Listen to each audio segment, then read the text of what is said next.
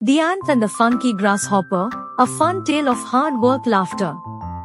ఒక ఎండమావి రోజు పచ్చిక బయలులో చిన్న చీమ బిజీగా ధాన్యం గింజలు ఒక్కొక్కటిగా మోస్తూ తన గూటిలో సంచయం చేసుకుంటోంది. దగ్గరలోనే ఒక మిడత స్టైలిష్ గాగుల్స్ పెట్టుకుని చిన్న గిటార్ తో పాటలు పాడుతూ ఆనందంగా కూర్చుంది. అది ఇలా పాడుతోంది, ఎందుకు ఇంత కష్టపడాలి? పాటలు పాడుకుంటే సరిపోతుంది కదా.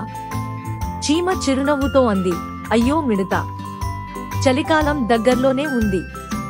ఇప్పుడే ఆహారం సేకరించకపోతే తర్వాత నీకే కష్టం అవుతుంది. కాని మిడత అహంకారంగా నవ్వి తల ఊపుతూ అంది, చిల్ చీమ, అప్పుడే ఆర్డర్ పెడతాను. పిజ్జా వస్తుంది. అక్కడున్న పురుగులంతా నవ్వేశాయి. చీమ మాత్రం సీరియస్ గా తన పనిని కొనసాగించింది. కొన్ని రోజులు గడిచాయి. చివరకు చలికాలం వచ్చేసింది. బయట ఎక్కడా ఆహారం లేదు, పాటలు లేవు, సరదా లేదు. మిడత ఆకలితో వణుకుతూ తన చిన్న గిటార్ పట్టుకుని అచ్చూ అచ్చూ, అయ్యో బతకడం కష్టమైపోయింది అని అనుకుంది. తరువాత మిడత చీమ ఇంటి తలుపు తట్టి అంది, ప్రియమైన చీమ, నాకు కొంచెం ఆహారం ఇస్తావా? నేను నీకోసం పాటలు పాడుతాను.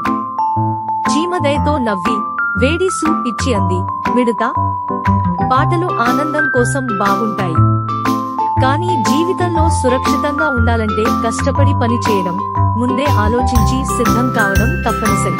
మిడత తల ఊపుతూ అంది, నిజమే చీమ, ఇక మీదట నేను పని చేస్తాను, కాని పని చేస్తూనే పాటలు కూడా పాడుతాను. ఆ రోజు నుంచి చీమ, మిడత కలిసి పని చేస్తూ కష్టం ఆనందం రెండూ కలిపి జీవితం ఆనందంగా గడిపారు. Thank you for watching. Please subscribe our channel Bala Katlu.